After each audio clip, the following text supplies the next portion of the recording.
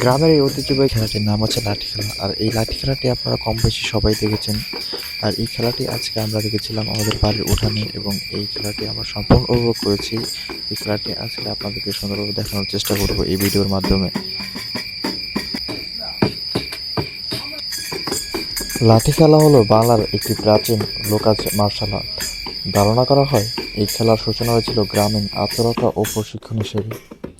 আগে গ্রামে পুলিশ বা আইনশৃঙ্খলা বাহিনী তেমন ছিল না, তাই মানুষ নিজের রক্ষা করার জন্য লাঠি চালানো শিখত। সময়ের সঙ্গে সঙ্গে এটি বিনোদন রূপ নেয় এবং উৎসব, মেলা ও গ্রামীণ অনুষ্ঠানে জনপ্রিয় হয়ে ওঠে। ঠিক ওরকমই আজকে আমাদের গ্রামের উঠোনে আমরা এই লাঠি খেলা দেখেছিলাম।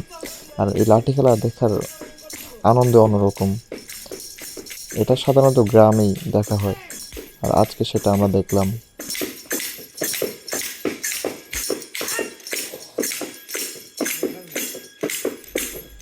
লাঠি খেলা সাধারণত দুজন খেলোয়াড়ের মধ্যে হয়ে থাকে। আর আমরা এখানে যতটুকু দেখেছি, আমরা দেখেছি 2 জন, 4 জন, 6 জন বা আরও বেশি মানুষ ধরে এই লাঠি খেলা খেলেছে।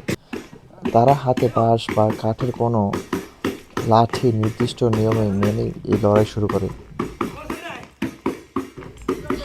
তারা মূলত এই লড়াইটি করে থাকে তাদের বাদ্যযন্ত্রের মাধ্যমে। বাদ্যযন্ত্র একটা নির্দিষ্ট নিয়ম রয়েছে, সেই নিয়মে তারা নিয়ম মতো পালন করে তারা এই লড়াইটি শুরু করে। এই খেলা শক্তির চেয়ে বেশি দরকার কৌশল বা দ্রুততা ও ভারসাম্য এবং ধৈর্য। খেলোয়াড়রা একে অপরকে আঘাত না করে আঘাত ঠেকানো বা সঠিক মুহূর্তে পাল্টা চাল দেওয়া, নিজের অবস্থান ঠিক রাখার অনুশীলন করে। এই খেলার মাধ্যমে এটাই বোঝানো হয় যে আমরা কিভাবে একজন মানুষের সাথে লড়াই করব।